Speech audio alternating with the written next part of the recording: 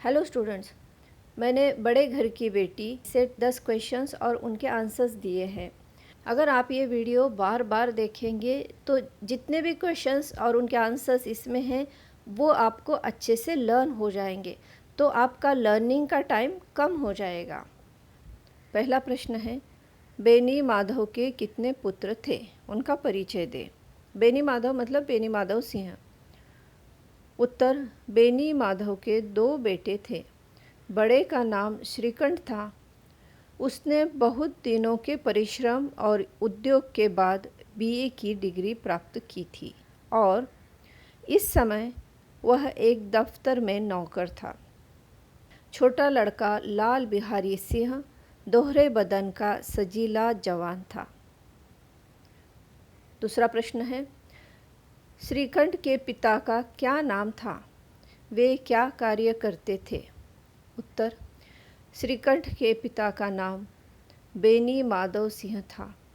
वे गौरीपुर गांव के जमींदार और नंबरदार थे, किंतु वर्तमान समय में उनकी आय 1000 रुपये वार्षिक थी, जिसके कारण घर की स्थिति कुछ ज़्यादा अच्छी नहीं थी। अगला प्रश्न है, श्रीकंठ सिंह की शारीरिक बनावट किसके विपरीत थी और कैसे? उत्तर, श्रीकंठ सिंह की शारीरिक बनावट अपने छोटे भाई लाल बिहारी सिंह के बिल्कुल विपरीत थी। लाल बिहारी सिंह दोहरे बदन का सजीला जवान था, भरा हुआ मुखड़ा, चौड़ी छाती। परंतु बीए की डिग्री प्राप्त करने के लिए लगे परिश्रम और उद्योग ने श्रीकंठ सिंह के शरीर को निर्बल और चेहरे को कांतिहीन बना दिया था। नेक्स्ट क्वेश्चन, श्रीकंठ सिंह के स्वभाव के बारे में लिखिए। उत्तर, श्रीकंठ सिंह बेनी माधव सिंह के बड़े लड़के थे। वैदिक ग्रंथों पर उनका विशेष प्रेम था। प्राचीन हिंदू सभ्यता का गुणगान उनकी धार्मिकता का प्रधान अंग था। संयुक्त परिवार को वे पसंद करते थे। अंग्रेजी पढ़े होने के बावजूद भी वे अंग्रेजी सामाजिक प्रथाओं के विशेष प्रेमी नहीं थे। दशहरे के उत्सव में वे बड़े उत्साह से भाग लेते थे। नेक्स्ट क्वेश्चन, गांव की औरतें किसकी निंदक थी और उन्हें अपना शत्रु क्यों समझती थी? उत्तर, गांव की औरतें श्रीकंठ की निंदक थी क्योंकि वे एकजुट परिवार को अधिक महत्व देते थे। उनका मानना था कि आजकल की स्त्रियों में मिलजुल कर रहने के प्रति अरुचि होती है। श्रीकंठ औरतों की इस अरुचि को जाति और देश के लिए हानिकारक समझते थे। इसलिए स्त्रियां श्रीकंठ को अपना शत्रु समझती थीं। नेक्स्ट क्वेश्चन, आनंदी के पिता का परिचय दीजिए।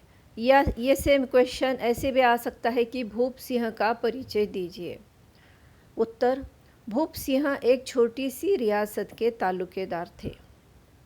बड़े उदारचित्त और प्रतिभाशाली पुरुष थे। उनको एक भी लड़का नहीं था, 7 लड़कियां थीं। आनंदी उनकी चौथी लड़की थी। उनका विशाल भवन था। उनके पास एक हाथी, 3 कुत्ते, बाज, बहरी शिकरे सब थे।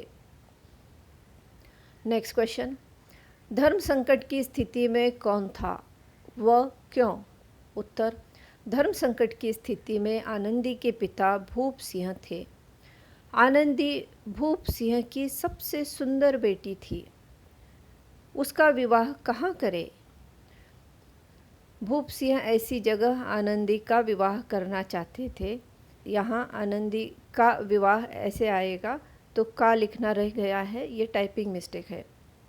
तो भूप सिंह ऐसी जगह आनंदी का विवाह करना चाहते थे जिससे न तो उन पर अधिक ऋण का बोझ हो और न ही आनंदी को स्वयं को भाग्यहीन समझना पड़े। इसलिए भूप सिंह धर्म संकट की स्थिति में थे। नेक्स्ट क्वेश्चन, आनंदी का ब्याह श्रीकंठ सिंह के साथ कैसे हो गया? उत्तर, भूप सिंह अपनी चौथी लड़की आनंदी के विवाह के लिए लड़का देख रहे थे। तभी एक दिन श्रीकंठ सिंह उनके पास नागरिक प्रचार का चंदे का रुपया मांगने आए। भूप सिंह उनके स्वभाव पर रिझ गए और धूमधाम से श्रीकंठ सिंह का आनंदी के साथ ब्याह हो गया।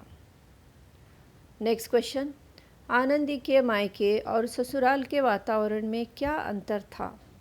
उत्तर, आनंदी के ससुराल का रंग ढंग उसके मायके से बिल्कुल अलग था। जिस बनाव श्रृंगार की उसे बचपन से आदत थी, वह यहाँ नाम मात्र को भी न था। हाथी घोड़ों का कहना ही क्या, कोई सजी हुई सुंदर बहली तक न थी। यहाँ सैर करने को कोई बाग आदि न था। मकान में खिड़कियाँ तक न थी, न ज़मीन पर फर्श और न दीवार पर तस्वीरें थी। वह एक सीधा साधा देहाती गृहस्थ का मकान था।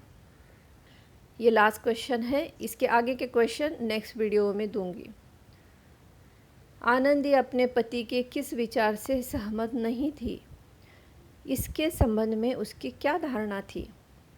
उत्तर, आनंदी के पति श्रीकंठ संयुक्त परिवार में मिलजुल कर रहने के प्रबल पक्षधर थे।